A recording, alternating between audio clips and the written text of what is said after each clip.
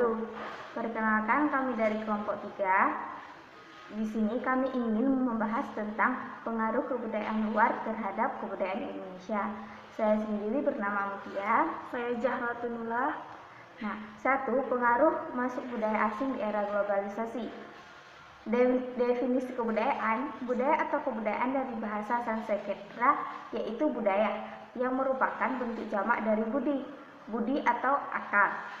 Diartikan sebagai hal-hal yang berkaitan dengan budi dan akal manusia. 2. Perkembangan kebudayaan asing di Indonesia. Dengan terjadinya percampuran antara dua budaya, maka mengembangkan kebudayaan asing setempat dan juga menghasilkan suatu kebudayaan baru. Selain dari pengaruh budaya asing pada masa lampau, perkembangan pada era globalisasi saat ini semakin menekan proses akulturasi budaya barat yang dikarenakan kemajuan teknologi modern. 3. Pengaruh kebudayaan asing terhadap bangsa Indonesia. Pengaruh bagi bangsa Indonesia di masa lampau yaitu India dengan kasta yang sangat kental memberi dampak di Indonesia dalam bidang stratifikasi sosial.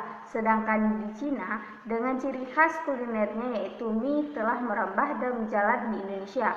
Bahkan telah banyak dijumpai hasil perkembangan inovasi perubahan dasar mie yang pabrik pengusaha mie. Maka dari itu pengembangan kebudayaan asli setempat sangat diperlukan dengan membentengi diri dan juga jangan mau kalah dengan cara terus-menerus produk dalam negeri di dunia luar. 4. Pengaruh kebudayaan asing terhadap kebudayaan Indonesia terhadap remaja. Remaja Indonesia adalah aset negara sebagai penerus bangsa untuk negara, sebagai penerus bangsa untuk melanjutkan para pejuang yang telah memerdekakan bangsa Indonesia dari para penjajah. Maka dari itu, sudah tugas penerus bangsa yaitu generasi muda harus dipersiapkan secara matang agar nantinya dapat menjadi pewaris bangsa untuk melanjutkan kemajuan sebuah negara. Nah, pengaruhnya itu ada dampak positif dan ada juga dampak negatif. Yang pertama itu dampak positif. Modernisasi yang terjadi di Indonesia, yaitu pembangunan yang terus berkembang di Indonesia, dapat mengubah perekonomian Indonesia dan mencapai tatanan kehidupan masyarakat yang adil, maju, dan makmur, sehingga diharapkan dapat meningkatkan kesejahteraan masyarakat. Yang kedua, dampak negatif. Yang pertama, ada kesenjangan sosial ekonomi. Yang kedua, kerusakan lingkungan hidup. Yang ketiga, masalah kriminalitas. Dan yang keempat adalah kenakalan remaja. Terus ada fungsi budaya. Yang pertama, budaya berfungsi sebagai wujud dari perilaku suatu masyarakat yang mendiami tempat tertentu yang akan terwujud dalam nilai dan norma yang berlaku.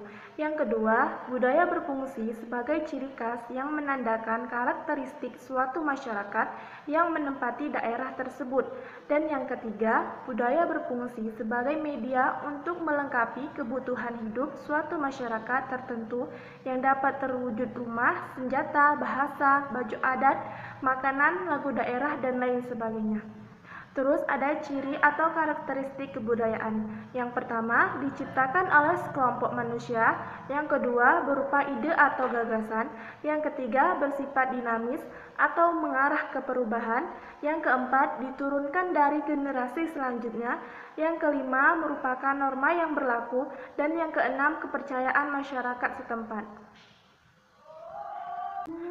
Untuk mengatasi pengaruh kebudayaan asing terhadap kebudayaan Indonesia, khususnya untuk membentengi kalangan remaja dari pengaruh negeri dan untuk melestarikan kebudayaan Indonesia, diperlukan keterlibatan semua pihak, terutama yang pertama pihak pemerintah, yang kedua tokoh-tokoh masyarakat, yang ketiga peran tokoh agama dan budaya, yang keempat peranan orang tua dan keluarga.